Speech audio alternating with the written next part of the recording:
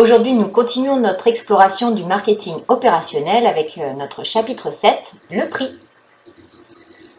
Et nous y voilà avec, comme d'habitude, un petit article pour commencer. Et là, j'ai choisi de vous parler de la fixation du prix d'Apple. Dans cet article, ils nous disent que pour fabriquer un Apple, eh bien, il y a besoin de 490,50 $ et que ces 490,50 $, finalement, c'est le prix des composants. Les composants, Apple a réussi à en faire baisser le prix pour certains, mais certains nouveaux composants, notamment l'écran et les objectifs, les 3 objectifs de l'iPhone 11, eh bien, coûtent cher. Pour autant, le prix définitif que le consommateur va payer, il va dépendre du prix de ses composants, mais il va aussi dépendre de la marge que Apple veut réaliser en vendant ses téléphones. Et là, dans l'article, on voit aussi que les téléphones sont vendus à 1 449 $, donc les iPhone 11 Pro Max. Et donc, ça nous fait une marge de 958 €, c'est-à-dire près de plus de 60%, donc 66% du total. C'est une marge qui nous semble vraiment très importante. Mais à la fin de l'article, il rappelle que Apple a d'autres choses à payer pour fabriquer son iPhone, notamment les investissements réalisés en recherche et développement dans son siège social, et puis les frais de marketing et de publicité. On sait qu'il y a des grandes campagnes de publicité pour Apple, et donc forcément, c'est des choses qu'il faut payer. Donc au final, il y a un autre article que j'ai trouvé sur, un graphique que j'ai trouvé sur Statista, et peut-être que quand vous allez étudier votre entreprise pour votre dossier, vous allez pouvoir aussi trouver des informations sur ce site-là. Donc n'hésitez pas à chercher aussi et à utiliser les liens que je vous mets. Donc là, dans ce graphique, on voit que la marge brute, elle est plutôt autour de 40% et pas autour de 60%, mais c'est quand même une marge importante. Si Apple paye 100 € pour un produit, eh bien, ils vont le facturer 140 €. Quels sont les éléments qui permettent à Apple de fixer les prix? Donc si vous avez bien suivi, vous avez retenu qu'il y a d'abord les coûts de construction, et les coûts c'est-à-dire notamment les coûts des composants, mais aussi le coût de recherche et développement, et on a aussi des coûts de distribution, le coût du marketing ou de la publicité, et puis on voit aussi dans cet article la marge que l'entreprise souhaite réaliser par rapport à tout ça. Donc la fixation du prix, hein, c'est quelque chose de primordial pour l'entreprise parce que de cette fixation va dépendre votre réussite. On peut définir le prix, évidemment le prix c'est la somme d'argent contre laquelle le produit sera vendu. C'est le sacrifice que le consommateur est prêt à consentir pour acquérir le produit. Il avait de l'argent, il est prêt à s'en séparer pour acquérir le produit. Donc forcément, cette fixation du prix va faire l'objet de grandes réflexions de la part de l'entreprise qui va déjà, dans ses études de marché et dans son marketing stratégique, va avoir déterminé un petit peu ce que la demande est prête à payer pour le prix, prête à payer pour le prix, et puis après, ils vont fixer leur prix en tenant compte de leurs contraintes. Donc vous voyez qu'on va voir ce chapitre en 2 parties. On va se focaliser sur la fixation du prix dans notre première partie, et dans la deuxième partie, il y aura les stratégies de prix. On va rentrer un petit peu dans des domaines techniques, et il y en a peut-être parmi vous qui sont très à l'aise avec ça, et puis d'autres peut-être un peu moins. Donc c'est pour ça que je vous ai laissé beaucoup d'éléments de cours, que vous ayez tout ce que je voulais que vous ayez, et puis comme ça vous pouvez compléter avec mes explications, mais au moins vous avez la base pour la plupart des choses techniques. On commence donc avec la fixation du prix. Forcément, hein, c'est quelque chose de complexe pour l'entreprise et c'est ce qui va rapporter de l'argent. Donc, c'est l'élément du plan de marchéage qui nous rapporte de l'argent et du coup, forcément, on doit l'examiner avec soin. Dans cette fixation du prix, il y a des éléments internes qui vont intervenir et puis il y a des éléments externes. Les premiers éléments internes, évidemment, ce sont les coûts. Combien je dois payer pour pouvoir fabriquer le produit? On ne peut pas vendre un produit à perte sur le long terme. On ne peut pas vendre un produit à un prix inférieur au coût de production. Ça, c'est du dumping. Et si on le fait, eh bien, évidemment, notre entreprise, elle n'est pas viable et on est amené à disparaître à court terme. Donc, on va devoir réfléchir quel est le prix idéal pour l'entreprise. pour calculer, enfin pour déterminer le prix à partir des coûts, on a une méthode qui s'appelle les coûts complets. Dans cette méthode des coûts complets, on va, vous voyez en bleu là, on va regarder le coût de revient. Le coût de revient, c'est le coût de production, c'est-à-dire combien ça me coûte de fabriquer le produit, le paiement des machines, le paiement de l'électricité pour alimenter les machines, etc. Plus les coûts d'achat, c'est-à-dire le coût d'achat des matières premières, plus les coûts de distribution, ce sont les coûts de marketing et de publicité qu'on évoquait tout à l'heure. Donc tout ça, c'est tout ce que j'ai dû débourser pour fabriquer mon produit. Et en fonction du nombre d'unités que j'ai fabriquées, je vais connaître mon coût de revient unitaire. Donc le coût de revient unitaire, c'est le coût de revient total, toutes mes dépenses, divisé par les quantités que j'ai produites. Donc si j'ai 1 million de dépenses et que j'ai 10 000 unités produites, eh bien je vous laisse faire le calcul, mais vous comprenez comment ça va se déterminer. Mon prix de vente, hors taxe évidemment, c'est le prix que je vais récupérer quand je vais vendre mon produit, il est obligatoirement supérieur à ce coût de revient unitaire pour que je fasse un bénéfice. Donc, je vais le fixer au coût de revient unitaire plus une marge que je vais déterminer. Donc, si une entreprise, dans mon exemple, elle vend un produit à 33 € et que le coût de revient est de 20 €, sa marge, c'est de 13 €. Et donc, on peut aussi calculer le taux de marge, 13 €, donc le montant de la marge divisé par le coût de revient, et ça nous fait 65%. Donc le coût de revient, vous avez compris, on prend tout, on divise par le nombre de quantités, par les quantités produites, et on trouve le coût unitaire que l'on va comparer avec notre prix de vente hors taxe pour réaliser une marge. Ensuite, on a un petit peu plus précis la méthode du coût direct. Et dans cette méthode, on va différencier, on va faire la différence entre les coûts fixes et les coûts variables. Les coûts fixes, ce sont les coûts qu'il y a à payer, les charges qu'il y a à payer, même quand on ne produit rien. Ça varie peu avec les quantités produites, sauf si à un moment il faut racheter une nouvelle machine.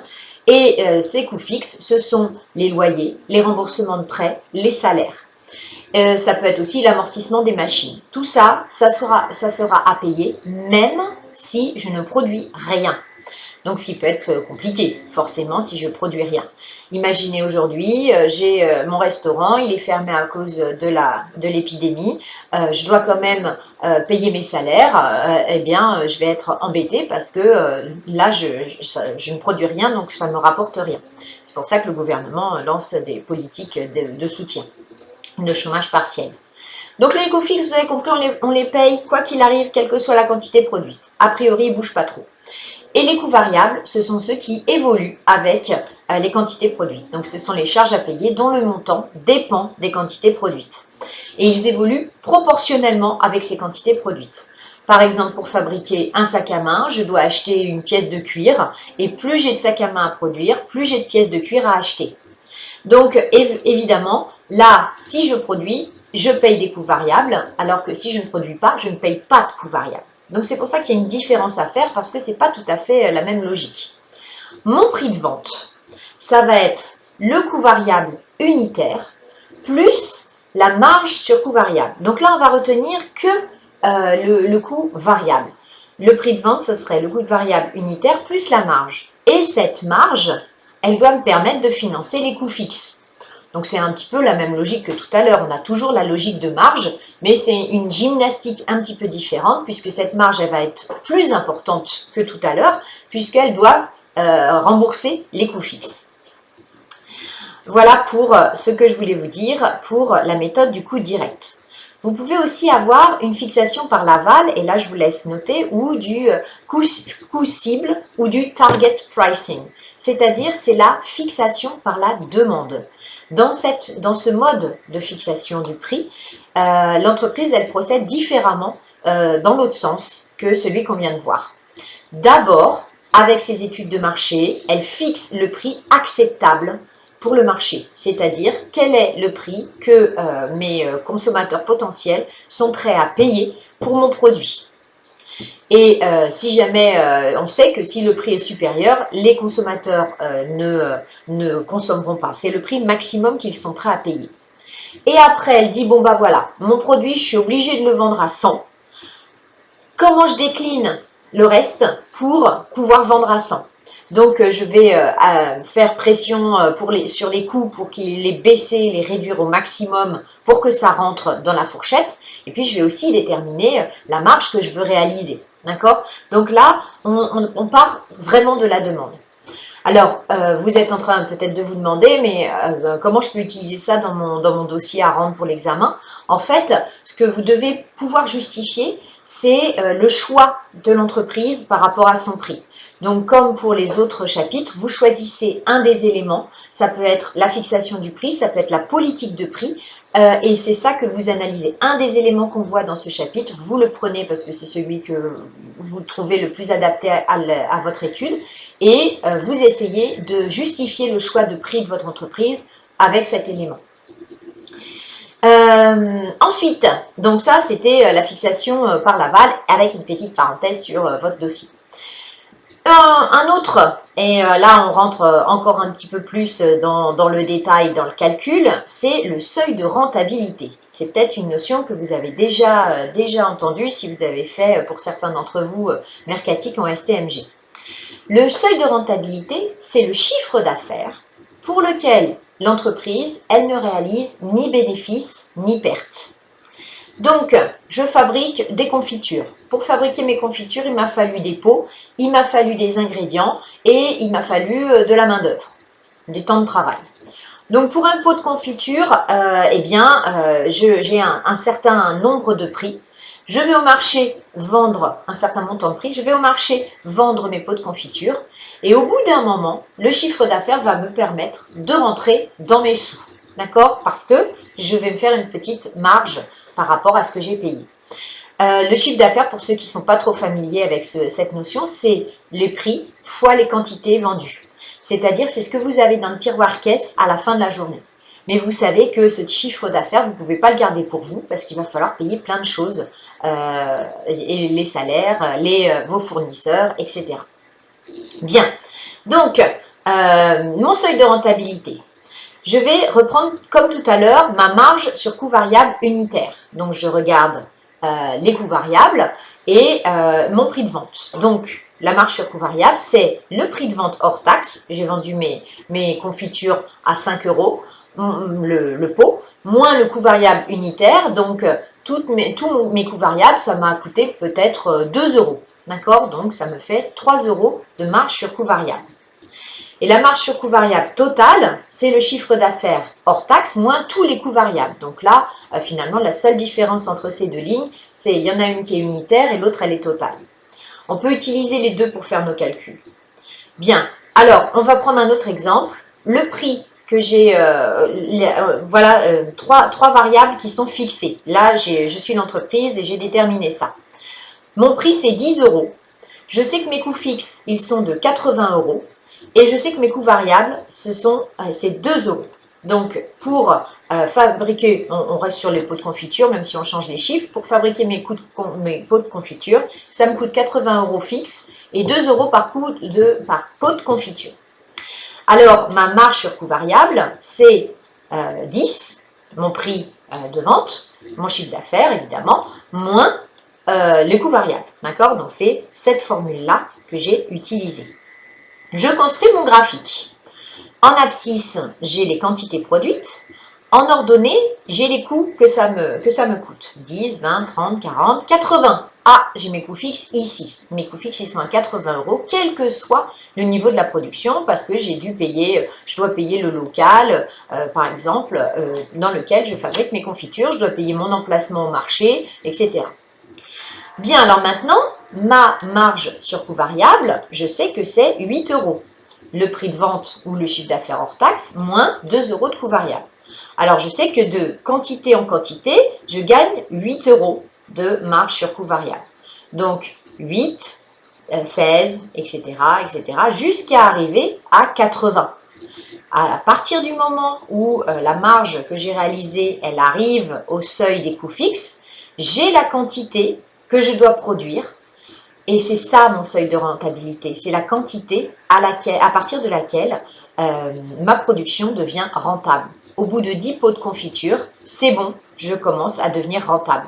j'ai pu payer mes 80 € de coûts fixes et j'ai pu payer mes 20 € de coûts variables. Puisque quand j'ai produit 10 et vendu 10, à 10 €, ça me fait bien 100 €. Bon, c'est un petit peu complexe, mais ça vous permet quand même d'avoir une première impression sur ces notions-là qui sont souvent retrouvées. Donc, vous avez compris, je fais un petit graphique et j'arrive si j'ai bien respecté les mesures, et bien j'arrive à mon seuil de rentabilité, c'est-à-dire une quantité de 10 unités vendues.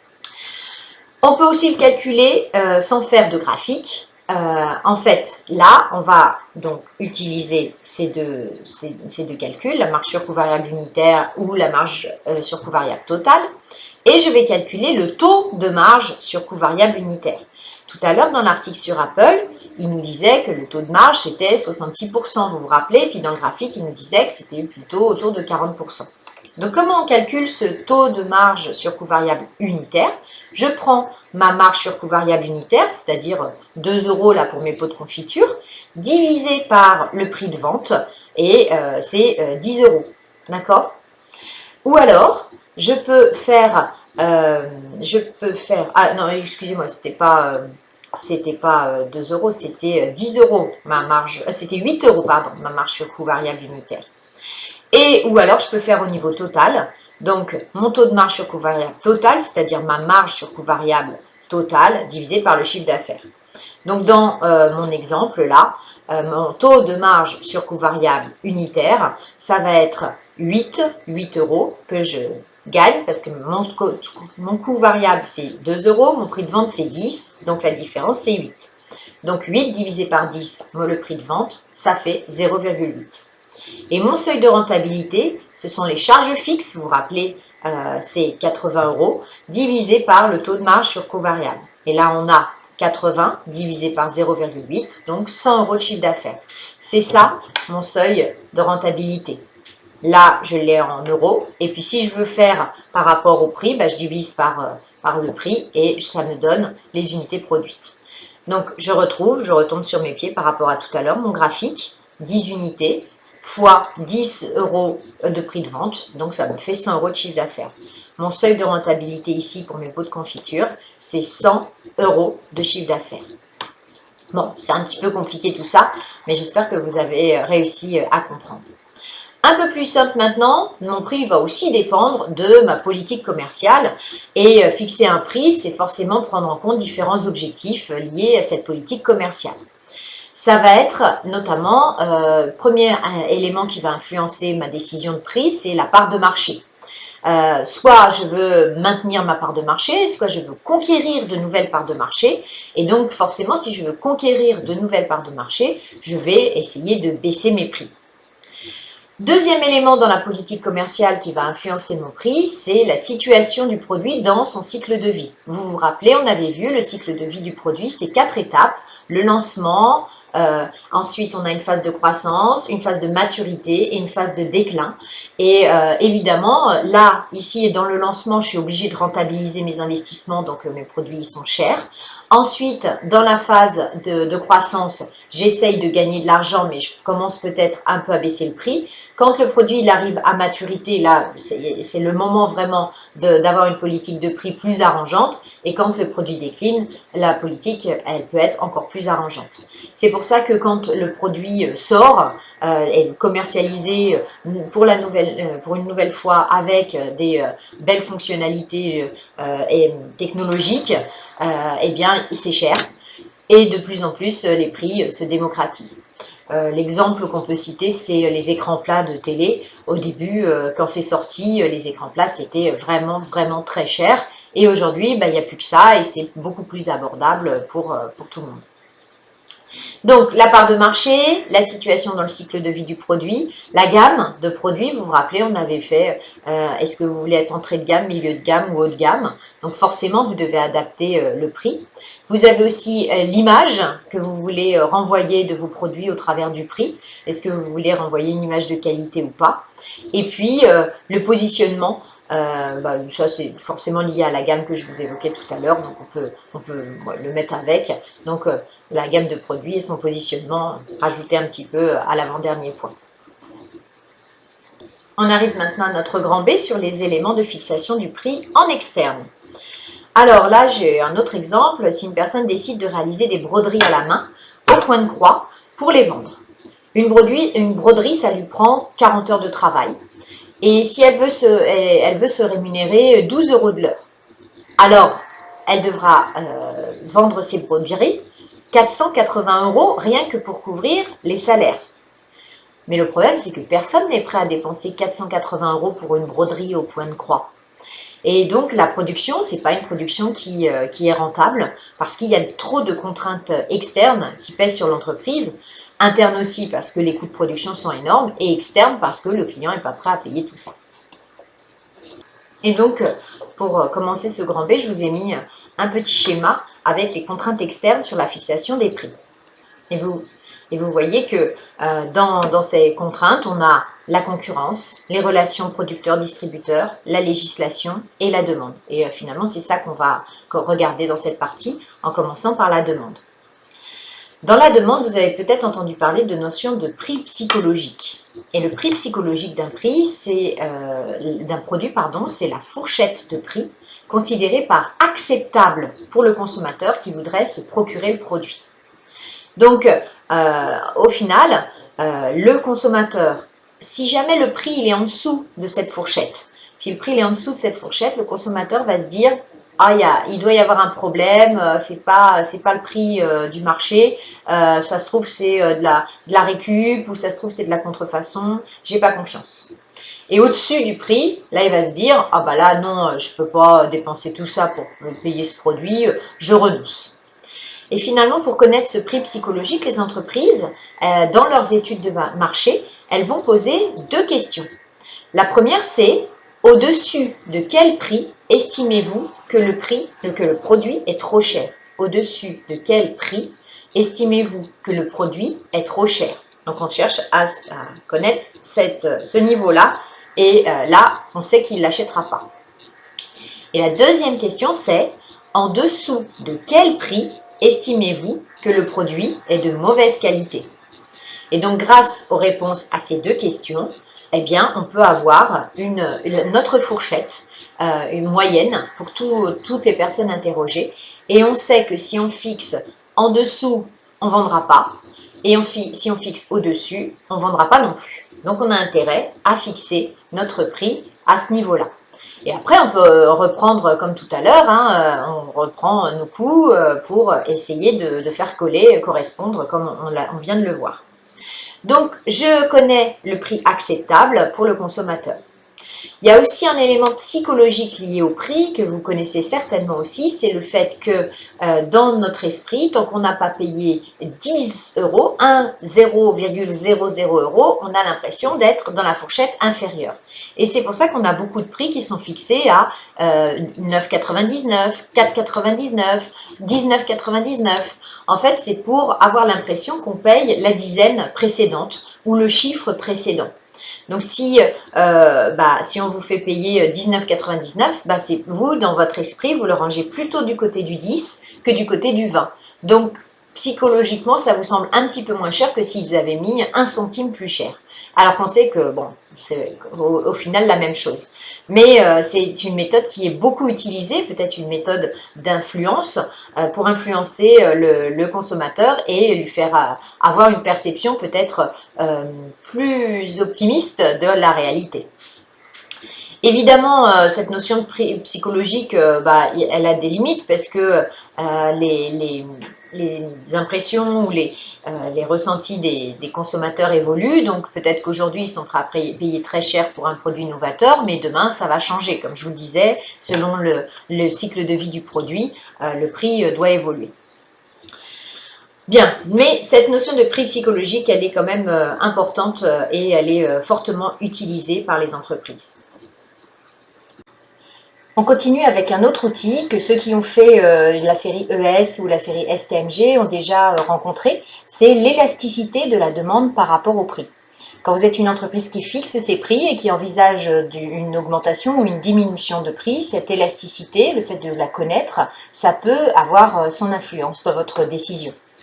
Si vous voyez avec moi la définition, l'élasticité prix de la demande, c'est la mesure de la variation relative de la demande par rapport à la variation du prix. Ça signifie qu'on va regarder comment évolue la demande quand le prix évolue. Vous le savez, dans la loi de l'offre et de la demande, quand le prix augmente, en général, sur la plupart des biens, la demande diminue. Ça veut dire qu'il y a une relation inverse. Le prix augmente, la demande diminue. Et ce n'est pas toujours dans les mêmes proportions. Par exemple, pour l'essence, quand le prix augmente, eh bien, la demande d'essence ne bouge pas beaucoup parce que on a besoin d'essence en tant que consommateur, on a ses habitudes de consommation et on est dépendant pour se déplacer, pour aller travailler. Donc, une variation du prix peut évoluer la demande. Par contre, pour les voyages, par exemple les billets d'avion, eh bien, une variation du prix va faire bouger beaucoup la demande. Si le prix augmente, le voyageur il va se dire « Ah, ben ça là, ça devient cher pour moi, c'est une dépense de luxe, c'est pas un besoin primaire, donc je vais peut-être reporter mon achat. » Et donc, comme ça, la demande de voyage, de loisirs, elle est très élastique. Donc, on peut retenir l'image de l'élastique. Hein. Pour l'essence, la baguette de pain, l'alimentation, eh bien, la demande, elle est peu élastique par rapport au prix, elle ne bouge pas beaucoup. Et pour le billet d'avion, eh bien, la demande, elle est très élastique par rapport au prix. La formule pour trouver cette élasticité, c'est on utilise les taux de croissance. Vous vous rappelez, pour trouver les taux de croissance, on fait valeur d'arrivée moins valeur de départ sur valeur de départ et on obtient le taux de croissance. Ici, on va prendre le taux de croissance de la demande, variation de la demande divisé par la demande, et on le divise par le taux de croissance des prix, variation des prix sur les prix. Donc, taux de croissance de la demande sur taux de croissance des prix. On va trouver un résultat. Il est le plus souvent négatif, ce résultat, puisque si les prix vont dans un sens, la demande, elle varie dans l'autre sens. Donc, on n'a pas la même direction, donc on a des signes contraires. Donc, si l'élasticité, elle est comprise entre 0 et moins 1, ça veut dire que la demande, elle est peu élastique, elle a peu bougé par rapport au prix. Si l'élasticité, elle est entre moins 1 et l'infini, finalement, là, on a ces biens qui sont très élastiques. Et puis, vous voyez, je vous ai rajouté un autre cas de figure, l'élasticité positive. Ça voudrait dire que si le prix augmente, la demande augmente. Eh bien, ça, c'est une incohérence, mais ça existe. Et elle s'appelle l'effet Veblen ou un effet de snobisme. Le prix augmente, donc on l'achète parce que c'est un prix qui devient luxueux. Vous avez peut-être entendu parler d'une marque de chaussures qui s'appelle Birkenstock et ils font des sandales en cuir qui ressemblent un petit peu au style qu'on associe souvent à la nation allemande. Et en fait, Birkenstock a été racheté il n'y a pas très longtemps par Louis Vuitton. Et le fait que ce soit racheté par une marque de luxe, peut-être que les prix qui sont déjà assez élevés sur les Birkenstock, eh bien, ils vont monter. Et peut-être qu'il y a plus de gens qui vont se laisser séduire par ce design un petit peu atypique. En tout cas, ça existe, mais c'est plutôt rare. Bon, je suis allée vous chercher un article pour illustrer mes propos. Hein. Birkenstock, la sandale moche, hein, eux, ils sont quand même plus cash que moi, qui séduit les branchés, et Bernard Arnault. Donc, vous lirez si ça vous intéresse. C'est intéressant aussi d'un point de vue marketing comme rachat. Mais on continue avec les autres critères qui peuvent influencer la fixation des prix. Et donc, on peut en lister 3. Enfin, je voulais vraiment en lister 3. Le premier, c'est la relation entre la qualité et le prix, qui est perçu par le consommateur. Donc forcément, vous devez fixer un prix qui correspond à la qualité que vous voulez vendre. Et s'il y a un prix trop faible, la qualité sera perçue comme trop faible. Et s'il y a un prix trop élevé, ça sera trop cher peut-être pour la qualité que c'est.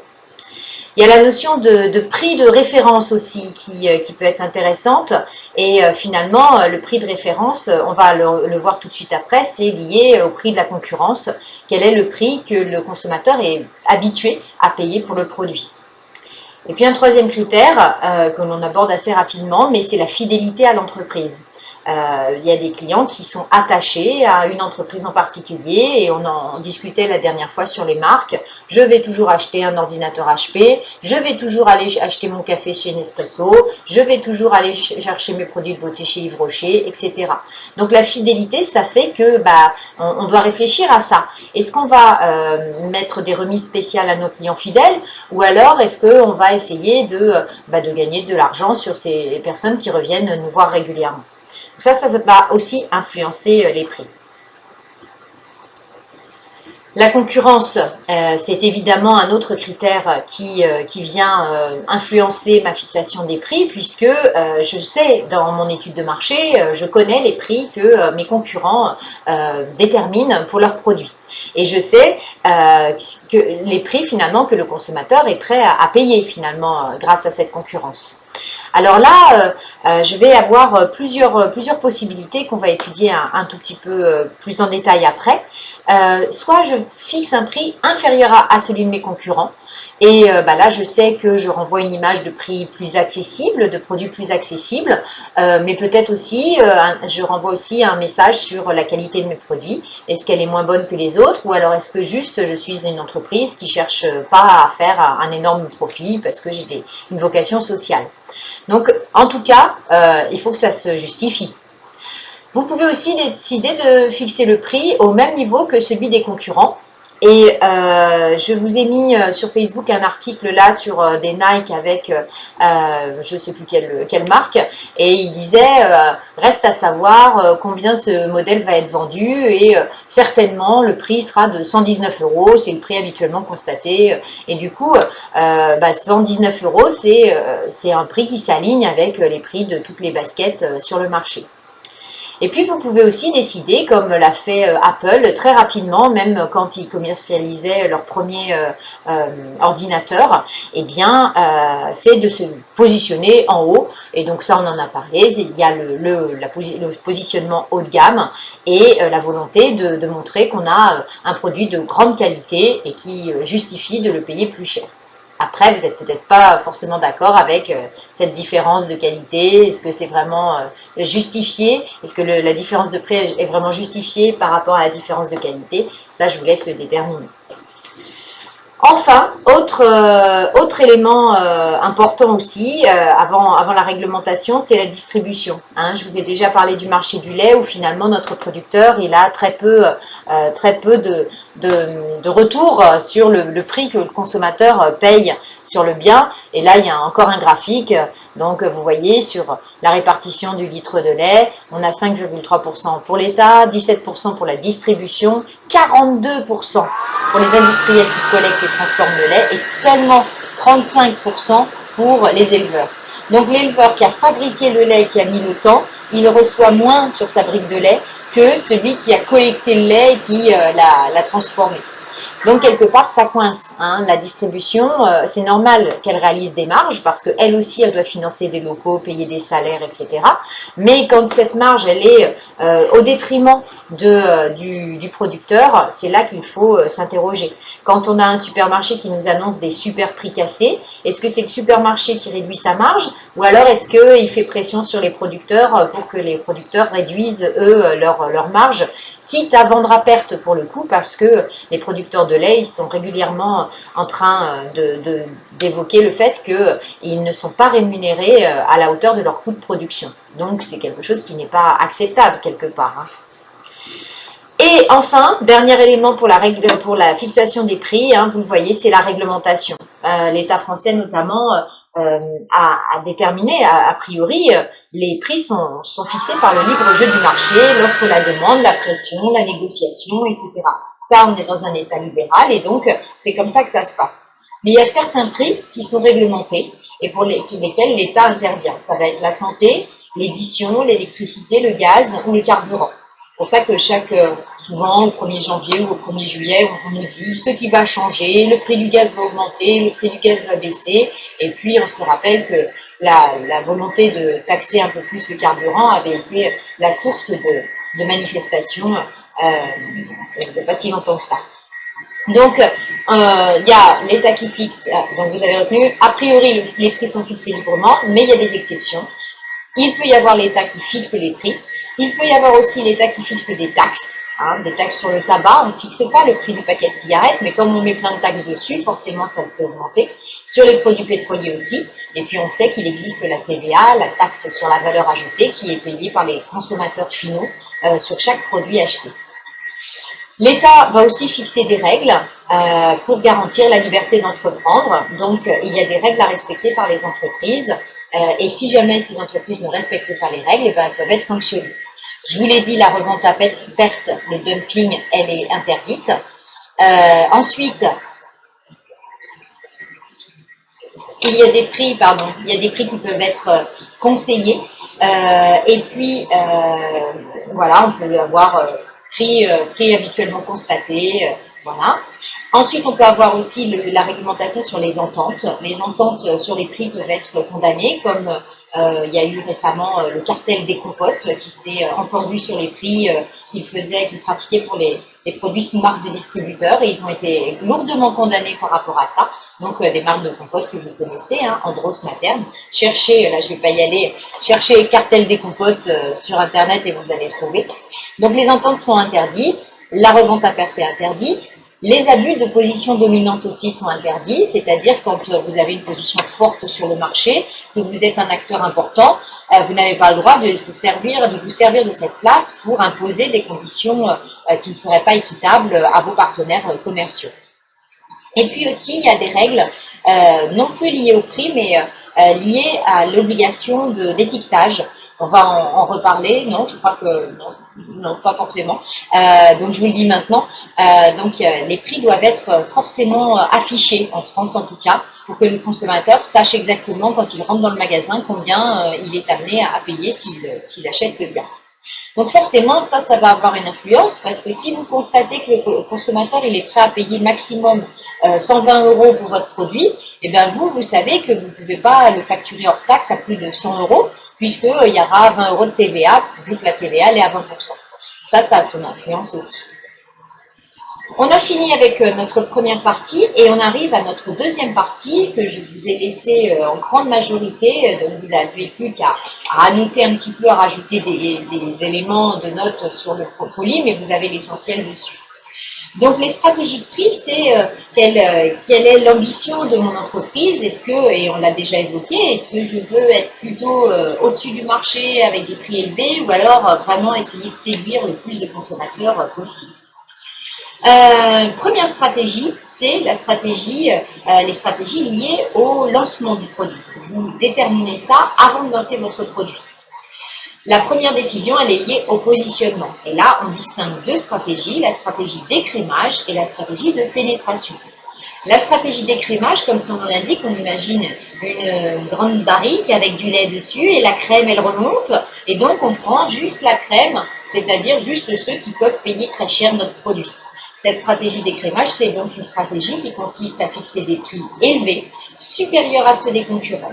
Et donc, je m'adresse à des clients qui ont un fort pouvoir d'achat. Et face à cette population fort pouvoir d'achat, je vais pouvoir réaliser une marge importante, hein, comme on l'évoquait pour Apple tout à l'heure, parce que Apple, c'est clairement la stratégie qu'ils mettent en œuvre. On n'a pas besoin d'une production de masse, même si on peut le faire quand même. Et j'ai besoin d'une image de marque au top pour pouvoir justifier la hausse de prix. Je vais faire en sorte que mon produit ne se retrouve pas dans tous les points de vente aussi. On parle de distribution sélective. Et je vais, par exemple, mon café Nespresso ne se trouvait pas dans tous les points de vente à son lancement. Les jeans Levi's, vous ne les trouvez pas en supermarché, par exemple. Donc, c'est vraiment adapté à des produits innovants ou alors à des produits de luxe. À l'opposé, on peut avoir une stratégie de pénétration. Et là, j'essaye de pénétrer le marché au maximum, c'est-à-dire de toucher un maximum de consommateurs. Donc, j'ai des prix faibles ou alignés avec ceux de mes concurrents, des marges restreintes. Je m'adresse à une clientèle qui est sensible au prix, comme tout le monde finalement, et j'ai une rentabilité unitaire qui est faible vu que j'ai une marge faible. Ça, c'est adapté à une production de masse et forcément, je vais essayer de vendre mon produit dans le plus de points de vente possible. Cependant, ce n'est pas pour ça que je vais essayer d'avoir une image de marque pourrie. Je vais au contraire essayer d'avoir une image de marque d'un produit qui est pratique, qui va rendre service, qui fait le job, même si ce n'est pas un produit de luxe. Je pense là alors forcément, les grandes stratégies de pénétration, c'est tout le low cost et les enseignes de hard discount. Mais quand on réfléchit à Decathlon sur le marché des produits de sport, eh ben on peut se dire qu'ils ont plutôt une stratégie de pénétration. Ils essayent de rendre disponibles au maximum des produits pour faire le sport. Donc un vélo chez Decathlon, ce sera toujours moins cher, ou en général, le prix moyen d'un vélo chez Decathlon est quand même moins cher que le prix moyen chez un vendeur spécialisé. Mais ce n'est pas le même produit non plus. Le produit chez le vendeur spécialisé, évidemment, c'est un produit qui a une plus haute technicité. Vous pouvez enfin avoir une stratégie d'alignement, donc elle est plutôt liée à la stratégie de pénétration, puisque vous êtes entre les deux, mais vous allez essayer vraiment de vous coller aux concurrents. Donc vous n'êtes pas agressif avec des prix extrêmement bas, comme Free l'avait été quand ils ont lancé leur offre de téléphonie mobile. Vous n'êtes pas agressif, mais pour autant, vous essayez de vous adapter. Donc, on retrouve ce que je vous ai dit tout à l'heure, soit on fait payer plus cher, soit on fait payer moins cher, soit on fait payer autant. J'ai fait une petite pause parce que mon ordinateur avait le ventilateur qui s'était mis en route de manière très bruyante et peut-être que vous venez de passer 5 minutes un petit peu compliquées au niveau du son, je m'en excuse. Là, il y a toujours le ventilateur, mais un peu moins bruyant, donc j'espère que ça passera. On en était au petit 2 sur la prise en compte de la gamme. Et il y a eu cet élément qu'il faut que les entreprises aient en tête. Elles doivent vérifier les prix qu'elles mettent au sein d'une même gamme pour éviter les risques de cannibalisation d'un produit au détriment d'un autre. Si jamais vous avez une gamme de shampoings et puis qu'il y en a un qui a un prix très très attractif, peut-être que toutes les ventes elles vont aller sur ce produit-là et que tout le développement des autres produits ne servira à rien puisque vous avez la clientèle qui se focalise que sur un produit. Et ça c'est gênant parce que forcément si un jour le produit ne fonctionne plus, enfin ne se vend plus, eh bien vous n'avez pas la possibilité de vous dire ah bah non mais nos autres clients pour l'autre produit ils sont fidèles, etc. Donc voilà, il faut prendre en compte toute la gamme pour définir une bonne stratégie de prix. On continue avec la dernière sous-partie sur les stratégies au cours de la vie du produit. Donc, vous êtes positionné, est-ce que je vais être un produit cher, un produit très entrée de gamme? Et après, vous allez regarder si vous voulez avoir finalement, là ce qu'on va voir, c'est est-ce qu'on veut le même prix pour tout le monde ou est-ce que on va différencier? On a donc des politiques de prix différenciées et des politiques de prix non différenciées. Alors, qu'est-ce que c'est une politique de prix non différenciée? On peut d'abord avoir la politique du prix unique. Donc, je propose un prix identique à un moment donné et pour tous les consommateurs, quelles que soient leurs caractéristiques, même si ce sont des clients fidèles, même si ce sont des nouveaux clients, etc. Je peux quand même le moduler. Par exemple, et c'est ce que vous pouvez compléter ici, les modulations de prix sont possibles. On peut avoir des réductions parce qu'il y a un défaut, des réductions de prix parce qu'il y a un défaut. On peut avoir aussi des promotions temporaires, par exemple les soldes. Et on peut aussi avoir, mais là c'est quand même beaucoup plus rare, des majorations de prix qui sont décidées si jamais on se rend compte qu'on a une demande qui est peu élastique au prix. Je vous ai laissé le tableau avantages-inconvénients de cette politique de prix unique. L'avantage, c'est que c'est facile. Une fois qu'on a déterminé notre positionnement, c'est bon, le prix, on n'a plus à s'en soucier. Et puis, l'inconvénient pour l'entreprise, c'est que ça ne permet pas trop de moduler pour fidéliser les clients, adapter à leurs différents types, se distinguer des concurrents aussi, et puis réduire les coûts. Voilà, il y a peu de marge de manœuvre possible finalement si vous avez fait ce choix-là. Et puis pour le consommateur, l'avantage c'est qu'il sait combien il va payer, puis il n'a pas l'impression de se faire avoir si un jour, comme c'est le cas, si un jour il rencontre quelqu'un qui a payé moins cher que lui. Et par contre, l'inconvénient c'est que ça ne récompense pas le client de sa fidélité. Vous allez chez Carrefour tous les jours, toutes les semaines, et vous payez votre bouteille de coca toujours le même prix, sans qu'on tienne compte de votre fidélité, par exemple, à Carrefour. Vous ne pouvez pas aussi attirer par des prix attractifs, différenciés attractifs, vous ne pouvez pas attirer une clientèle qui aurait moins de pouvoir d'achat. Il y a une autre forme de prix non différencié qui existe, vous la voyez apparaître, c'est le prix forfaitaire. Et en fait, ce prix forfaitaire, en fait, vous le connaissez beaucoup parce que il y a beaucoup d'offres qui se font comme ça sur un prix forfaitaire. En fait, l'idée, vous la voyez avec moi, c'est qu'on applique le prix pour la vente d'un ensemble de biens et de services similaires ou différents. Et la valeur totale, elle est souvent inférieure à la somme des prix unitaires de chacun des biens. Je m'explique, donc si vous prenez, si vous aviez pris en vidéo à la demande chaque film Disney, ça vous serait revenu beaucoup plus cher que ce forfait Disney Plus à 7 euros, qui, vous voyez, 6,99 €, je vous l'évoquais tout à l'heure, et ben à 7 euros qui va vous permettre d'accéder à presque l'ensemble du catalogue Disney.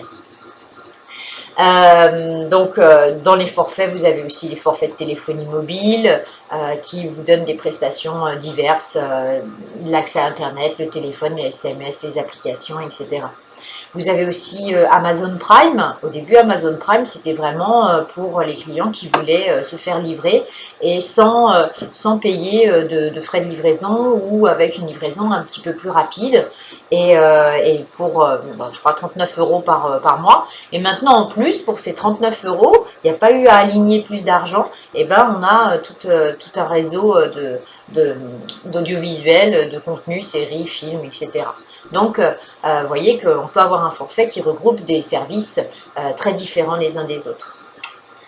L'avantage de cette tarification au forfait pour l'entreprise, c'est que ça attire le consommateur parce qu'a priori, les prix sont plus alléchants que si on prend unité par unité. Ça permet aussi de vendre des produits qu'on n'aurait pas forcément vendus séparément. C'est vraiment le cas d'Amazon Prime. Et qui se serait abonné à Amazon Prime s'il avait fallu payer en plus ? L'inconvénient, c'est qu'on peut avoir une surenchère de propositions pour se différencier de la concurrence. Et on voit bien la concurrence entre les plateformes de contenu, séries télé, entre Netflix, Disney+, Salto. Chacun y va de sa création et ça peut être... voilà, il y a plein d'offres aujourd'hui. Et puis, forcément, la loi va pouvoir intervenir parce qu'elle oblige les entreprises à proposer une vente individuelle. Et du coup, parfois, ça peut coincer. Si on a l'impression que vous forcez la vente d'un produit, eh bien, vous pouvez être attaqué pour ça. Si Amazon avait dit, bon, bah maintenant, Prime, l'offre Prime, c'est plus 39 € par an, c'est 59 € par an, et en plus, vous avez la télé, eh bien, et si on était obligé de faire ça pour continuer à bénéficier de notre ancien service, eh bien, ils auraient pu être attaqués sur le sujet. Donc, il faut faire attention avec tout ça. Pour le consommateur, bah, c'est facile, hein, ça le rassure, il a une facture fixe tous les mois. Ça permet de bénéficier de services en plus et puis bah, c'est moins cher que si on avait payé séparément. Par contre, ça pousse à la consommation parce que bon bah on se dit bon bah alors Disney j'ai telle série, sur Netflix j'ai telle série et puis en fait il y en avait une que j'aurais bien vue sur Canal+. Et alors c'est là que vous voyez le forfait de Canal+, le prix d'entrée à 25 € et là vous vous dites ah quand même entre le 7 € de Disney+ et le 25 € Canal+, ça fait quand même une sacrée différence. Et puis donc il peut se sentir manipulé par cette politique de prix, le consommateur. Il y a en politique de prix non différencié, on peut aussi envisager la gratuité, c'est-à-dire on propose un bien ou un service sans contrepartie financière. Ça peut être de la vraie gratuité, comme les journaux gratuits qui se financent avec les publicités, ou l'utilisation des réseaux sociaux qui sont gratuites pour l'utilisateur. Mais vous le savez, hein, si on ne paye pas pour les réseaux sociaux, ça veut dire que nous sommes le produit vendu et que nos données, elles sont vendues aux annonceurs. Hein. C'est comme ça qu'ils gagnent de l'argent dans les réseaux sociaux. Ah, mon ordinateur recommence à décoller. Je fais une petite pause pour voir s'il se calme un peu. Ça se calme un peu. Donc, vous pouvez aussi avoir des services gratuits associés à une offre globale. Quand ils ont lancé la téléphonie mobile, ils disaient que l'accès à la messagerie, elle était gratuite. L'accès à la facture détaillée, c'est gratuit aussi. Le service après-vente d'Arty, c'est gratuit aussi. A priori, c'est gratuit, mais évidemment, ça a un coût, donc il va bien falloir le faire financer. Et finalement, ce que vous pouvez compléter dans la partie que j'ai laissée blanche, c'est que pour financer cette gratuité, l'entreprise, elle a recours à différentes pratiques. Elle va vous soumettre de la publicité, et c'est ça qui la rémunère, comme les vidéos sur YouTube. Elle peut aussi collecter vos données, comme je viens de vous le dire, comme Facebook ou tous les réseaux sociaux. Elle peut aussi avoir affaire à des subventions croisées, comme un téléphone offert si vous prenez un nouvel abonnement. Donc, en fait, on vous vend un service pour financer l'autre. Et enfin, on peut avoir le freemium, où l'entreprise elle propose une version gratuite de son produit, et puis il y a la version payante si vous voulez avoir le must du must. Ça, c'est souvent les antivirus qui sont comme ça. Vous prenez la version gratuite, et puis derrière, on vous propose la version payante. Ça, c'était pour la politique de prix non différenciée. Et on arrive aux politiques de prix différenciées, où là, je vous ai laissé tous les éléments. Dans cette politique de prix différenciée, vous proposez des prix différents pour un même produit à un moment donné. Alors, cette différenciation, elle peut dépendre des quantités commandées. Plus vous commandez, et moins vous payez à l'unité. Le type de client aussi, si c'est professionnel, particulier, actif ou retraité. C'est l'exemple de la plateforme Métro. Vous avez aussi les régions de vente. Dans certains endroits, on va payer plus cher son café, par exemple. Un petit café à Paris, dans un café, c'est plus cher que dans d'autres régions. Apple se pose la question de l'implantation de ces produits dans les pays où les consommateurs ont moins de pouvoir d'achat. Comment faire en sorte que le plus de gens possible consomment Apple alors qu'ils n'ont pas forcément les moyens de payer 1 449 € pour un iPhone 11 Pro. Le moment de consommation aussi peut vous permettre de différencier vos prix. Vous pouvez avoir des happy hours par exemple, où vous savez que ça va être moins cher dans certains moments de la journée. Vous avez aussi des séances de cinéma qui sont moins chères le matin, ou alors le passeport Disneyland Paris dont le prix varie selon si c'est la haute ou la basse saison, comme dans toutes les offres de tourisme. Vous pouvez aussi avoir une modulation selon le canal de distribution emprunté. Donc la vente directe, elle est parfois un peu moins chère. Et puis vous pouvez aussi avoir des ventes par les comités d'entreprise, des ventes de voyage par les comités d'entreprise qui finalement reviennent moins chères aux consommateurs. Et puis parfois on peut moduler le prix, on peut différencier le prix selon le mode de participation, le degré de participation du client. Plus il participe à la création de son bien ou son service, et peut-être moins il paye cher. L'avantage, c'est qu'on peut pratiquer des prix plus élevés parce que le consommateur il n'a plus réellement conscience de ce que vaut vraiment le bien. Ça floute un petit peu sa vision du prix.